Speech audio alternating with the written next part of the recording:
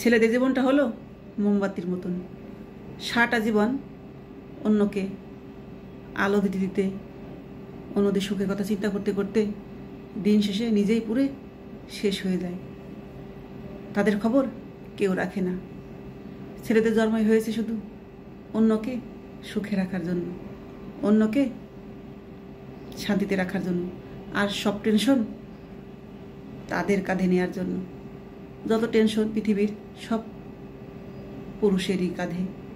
নারীরা কতটুকু টেনশন বা করে, সবটা তো পুরুষেরই কাঁধে থাকে। নারীরা ঘর সাজায়, কিন্তু সাজায় কার টাকায়, কার কষ্টের টাকায়? সেই পুরুষের টাকায় নারী ঘর সাজায়, ঠিক আছে। কিন্তু ইনকাম করে তো সেই পুরুষই নারীর হাতে তুলে দেয়। কিন্তু সেই পুরুষের সুখের কথা নারী কখনোই চিন্তা করে না, সবসময় নিজের কথাই চিন্তা করে।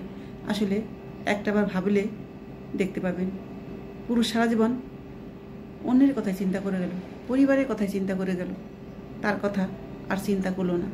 সে কিসে খুশি থাকবে, তার কি প্রয়োজন, তার মানসিক শান্তি কিসে, সেটা সে ভাবে না। সারাক্ষণ সে ভাবে তার পরিবার কিভাবে ভালো থাকবে, তার পরিবারকে আরও কত ভালো রাখতে পারবে, কিভাবে টাকা ইনকাম করতে পারবে, সেই টেনশনেই পুরুষ সারাক্ষণ থাকে।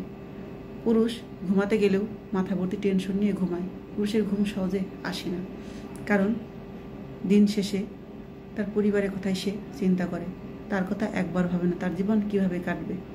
সে চিন্তা করে তার পরিবার কিভাবে জীবনযাপন করবে, তার সন্তান কিভাবে বড় হবে, তাকে প্রতিষ্ঠিত করতে হবে, তাকে মানুষের মতো মানুষ করতে হবে। হাজারো টেনশন নিয়ে পুরুষ রাতে বিছানায় যায়। তারপরেও আমরা নারীরা কখনো তাদের সুখের কথা ভাবি না, এবং তাদের টেনশনে যে তাদের ঘুম আসে না সেটিকেও খেয়াল রাখি না। এবং বাসায় ফেরার সাথে সাথে হাজারো নালিশ, অজুহাত তার কাছে কত কিছু পেশ করি। এক কথাকে শান্তিতে থাকতে দিই না। ঘরে ঢুকতেই হাজারো কথা তাকে শুনতে হয় পুরুষের। তারপরে পুরুষ চুপচাপ সহ্য করে দেয়। পুরুষ যদি নারীর মতো যেদি হয়তো রাগ আরও বেশি হতো, তাহলে সংসারই টিকত না। আসলে পুরুষ মুখ বুঝে সহ্য করে নেয়, ঠিক আছে, জানে দুজনের ক্ষেত্রে সংসার টিকবে না।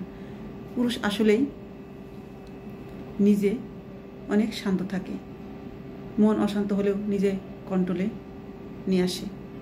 সে তার ঘরের বদমেজাজি বইয়ের মতো চিল্লাচিল্লি করে না, চুপচাপ শোনে। যখন দেয়ালে পিঠ ঠেকে যায় তখনই পুরুষ চিৎকার করে ওঠে। যখন আসে পেরে ওঠে না, তখনই সে বলে আমাকে একটু শান্তিতে থাকতে দাও, ঠিক আছে।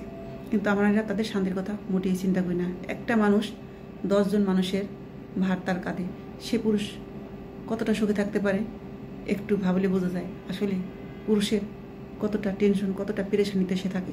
তাই তো পুরুষ অল্প দিনই পৃথিবী ছাড়তে বাধ্য হয়, কারণ অতিরিক্ত টেনশনে মানুষের রোগ ধরে যায়, অসুস্থ হয়ে যায়। তাই তো পুরুষ বেশি দিন পৃথিবীতে থাকতে পারে না। নারীর আগেই পুরুষ পৃথিবী থেকে বিদায় নিয়ে নেয়। কিন্তু আমরা নারীরা এটা কখনোই ভাবি না, সারাক্ষণ শুধু নিজেদের নিয়েই ভাবি। কিন্তু সেই পুরুষটার কথা ভাবি না, যার কাঁধে 10 জনের চাপ থাকে, 10 জনের টেনশন থাকে। সেই মানুষটার যদি আরও অশান্তিতে রাখা হয়, ঘরের নারী যদি তার সাথে খারাপ আচরণ করে, তাহলে সে পুরুষ ভালো থাকতে পারে না। সে পুরুষ ধীরে ধীরে মৃত্যুর দিকে এগিয়ে যায়। আর আমরা নারীরাই তাকে সাহায্য করি যাতে সে পৃথিবী থেকে বিদায় নেয়। এটাই হলো নারী জাত। পুরুষের সুখের কথা ভাবে না, শুধু নিজের সুখের কথাই চিন্তা করে, তার পরিবারের সুখের কথাই চিন্তা করে।